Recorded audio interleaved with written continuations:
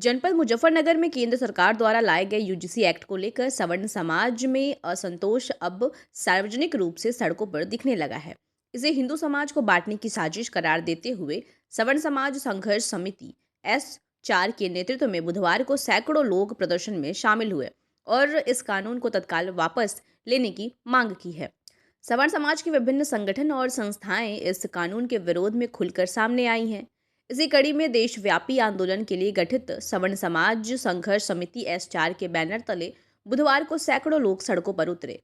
प्रदर्शनकारियों ने कानून को समाज विभाजित करने वाला बताते हुए जोरदार नारेबाजी की है।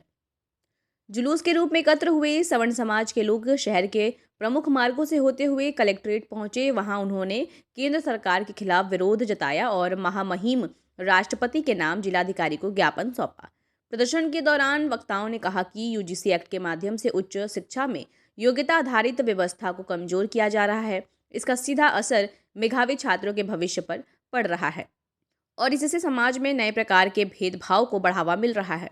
सवर्ण समाज संघर्ष समिति की ओर से दिए गए ज्ञापन में कहा गया कि यूजीसी द्वारा हाल ही में प्रस्तावित अथवा लागू किए गए नियम देश के उच्च शिक्षा तंत्र, सामाजिक संतुलन और समान अवसर के संवैधानिक सिद्धांतों के खिलाफ प्रतीत होते हैं।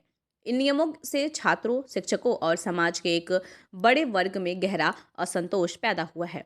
सवर्ण समाज के संजय मिश्रा ने बताया कि यह कानून सवर्ण जाति के बच्चों के भविष्य को प्रभावित करने वाला है और विश्वविद्यालयों में जातिगत भेदभाव को बढ़ावा देने का काम कर रहा है।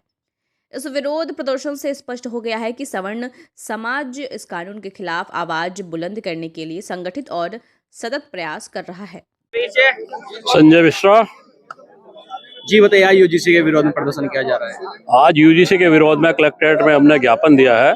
ये स्वर्ण जाति के छात्रों का भविष्य खराब करने का कानून है। इस कानून के बारे में आप लोगों को तो हमारे से ज्यादा पता होगा, लेकिन ये आपसी जातिगत भेदभाव विश्वविद्यालय में सरकार ने करने का काम किया है और इससे आप ये समझिए जैसे सबका साथ सबका विकास, ये इनका स्लोगन तो हो गया बेकार।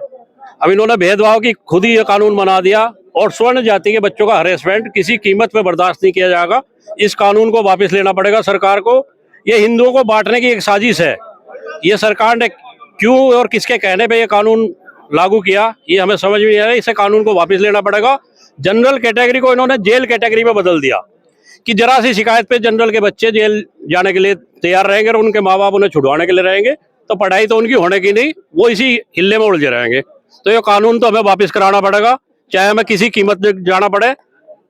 इस कानून के तहत, यूजीसी के तहत जो बच्चे हैं स्वर्ण जाति के, उसमें किस तरह का नुकसान है उनकी, चाहे शिक्षा का क्षेत्र हो चाहे रोजगार का? उसमें सारा ही नुकसान है। देखो, स्वर्ण जाति के बच्चे पढ़ने में अपनी मेहनत में विश्वास रखते हैं, उन्हें कोई आरक्षण तो मिला हुआ नहीं है, वो अपनी मेहनत से काम करते हैं और आप ये समझिए उनकी मेहनत से परेशान होकर कुछ लोगों ने ये कानून बनाया है कि जो मेहनती बच्चे हैं वो दरकिनार हो जाएं और जो थोड़े से कम पढ़ने वाले बच्चे वो आगे आ जाए। मैं किसी जाति का किसी उसका भेदभाव नहीं है। तो सरकार ने जो कानून लाया है उसके विरोध में हम यहाँ प्रदर्शन कर रहे हैं, उस कानून के हम खिलाफ है। इस तरह का संशोधन चाहते हैं इसमें?